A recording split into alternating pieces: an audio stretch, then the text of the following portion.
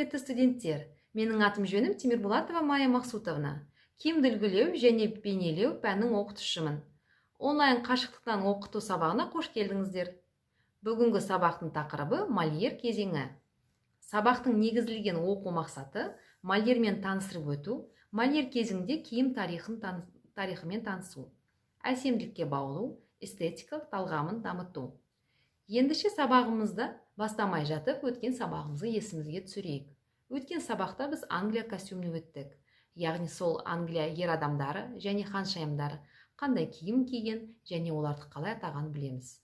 Олай болса, 16 ғасырда Англия ханшайымдары жоғары жағына не киген және белдемшенің атын ата деген сұраққа бізге Тұрған Оразкүл өз жауабын жіберді. Тыңдайық. Әйелдер костюмы 17 ғасырдың 20 жылдарының жартысында ағылшын ханымдары жейденің үстіне тығыз былғарыдан тігілген корсет кие бастады. Киім ретінде ағылшын әйелдері гаун көйлек киген. Гаун көйлектері ауыр түрлі түсті матадан тігілген.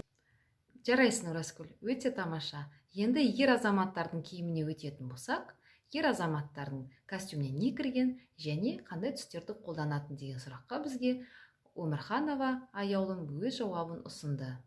Назар аударайық. Салтанатты ерлер костюмы гаун деп аталды.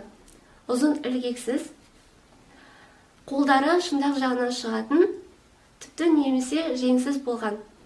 Ерлердің салтанатты костюмы үстіңгі жағы тар, белден төмен қарай белдемшеге ұқсас болып келген. Ағылшын ерлер костюмында жейделер, дублет, желкеңдер сыртқы киімдері болды. Матасының түсі ақ және сарғыштау болған. Жағалары жоқ, мойын ойнысы кесілген, кең бүрмелі немесе кестеленіп безендірілген.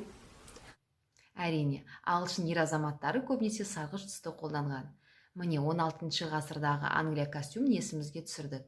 Енді алдымыздағы сабағымызда Мольер кім болған және Мольер кезіндегі костюмдері қалай өзгерген білейік. Мольер шын есімі Жан-Батист. Ол француз актері, драматургы болған. Мольер француз ұлттық комедиясының негізін салушы. Ол комедия жанрын дамытуға зор үлес қосты. Әсіресе 17 ғасырдағы француз театры үшін сіңірген еңбегі зор. Енді бейнероликке назар аударайық.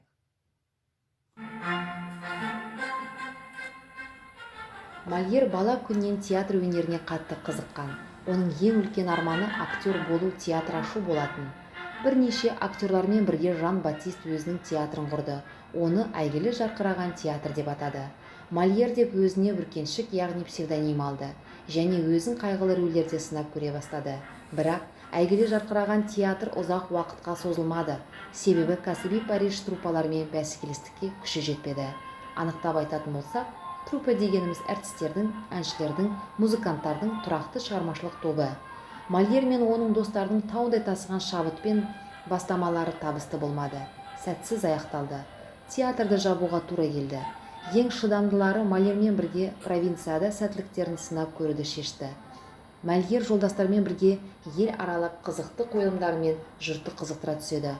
Ол әртүрлі елдердің әдет-ғұрыппен танысып, халық аузындағы даналық сөздерді өз құлағымен естіп, көп нәрсені көріп үйренді.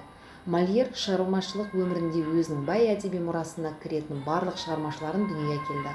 Олар Тартюф, Мизантроп, Дон Жуан, Сараң, әйелдер мектебі оның талантты жарқырап биік деңгейге көтереді.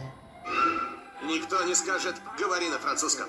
Скажут «говори со мной на языке Мольера».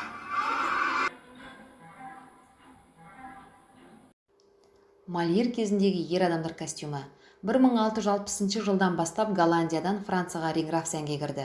Реңграф дегеніміз ерлер костюмның шалбарлары, қысқа және өте кең, белдемше тәрізді.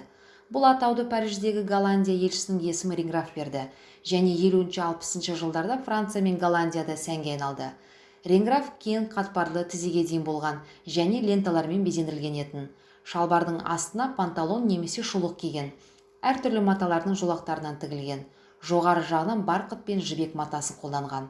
Костюмге 500-дай жуық банттар тігілетін. Сонымен қатар бірнеше қабатты париктер сәнге кірді. Иықтың жапқыштары секілді, иықтан түспейтін. Ғасырдың соңына қарай париктер үлкейе берді. Соған байланысты жағаны галстуктар алмастырды. Нимшаның үстіне оң жағына солға қарай кең иыққа жапқыштар киген. Бұндай жапқыштарды костюмнің ең қымбат бір бөлігі болып саналды. Жапқыштарды бөкседен төмен болған және қылыштары артқы жағынан қадалатын. Костюмнің сыртына жоғары төменге қарай түймеленетін кең плащ киген. Аяқтарына жібектен тігілген шұлықты және өкшесі биік тұмсығы жабық туфли киген. Шалбар артқы жағынан жиналып сентюрге бекітілген. Сентюр дегеніміз белбеу. Алдыңғы жағында олар клапанмен бекітіліп, тізеге қарай тарланып, бір немесе бірнеше түймелермен қадаған. Олар камзол мен кафтан тігілген матадан жасалынатын. Мольер кезіндегі әйелдер костюмы. Мольер кезіндегі әйелдер костюмның жалпы көрінісін айтатын болсақ, олар шаштарын орап бастың артқы жағына жинаған және одан шыққан екі ұзын бираж шаштары ұзын мойнына ашық иықтарға түсіп тұратын. Қынамалы белден төмен қарай қоңырау тәрізді белдемше жалғасқан. Белдемшелердің түрлері көп болған. Олар жеңіл және тығыз, бірақ ауыр емес маталардан тігілетін.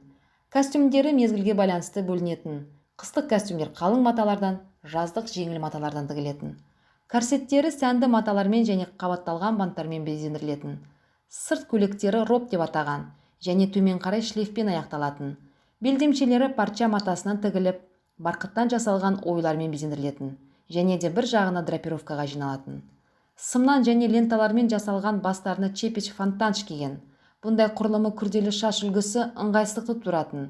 Өйткені ол үнемі бір жаққа ауып, құлап кету мүмкіндігі болатын. Соған қарамастан бұндай шаш үлгісін міндетті түрде жасаған. Оны Анжелика де Фонтанш Франция патшайым шығарған. Сол себептен фонтанш деп атады. Күн суығында ханшайымдар иықтарына плащ жапқан, қолдарына аң терісінен жасалған муфты киген. Міне құрметті студенттер, Мольер кезіндегі костюмдер қандай өзгерістерге тап болған байқадық. Яғни ханшайымдар иықтарын аша бастады, париктер сәнге кірді, фреза жағаларын галстуктар алмастырды. Міне 17 ғасырдағы белгілі бір элементті алып, қазіргі заманға сәйкес көйлек салайық.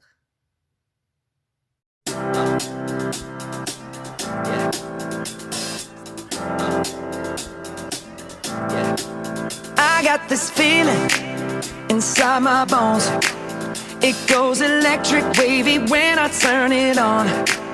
Off from my city, off from my home. We're flying up no ceiling when we in our zone. I got that sunshine in my pocket, got that good soul in my feet. I feel that hot blood in my body when it drops. Ooh, I can't take my eyes off of it, moving so phenomenally. You're more like the way we rock it, so don't stop. And under the lights when everything goes, nowhere to hide when I'm getting you close. When we move, well, you already know. So just imagine. Nothing I can see but you when you dance, dance, dance. Feel good, good creeping up on you. So just dance, dance, dance. Come on. All those things I shouldn't do, but you dance, dance, dance. And ain't nobody leaving soon, so keep dancing. I can't stop the feeling. So just dance, dance, dance. So just dance, dance, dance, come on. Ooh, it's something magical. Сабақты қорытындылау сұрақтары. Мольер деген кім болған? Мольердің шын аты.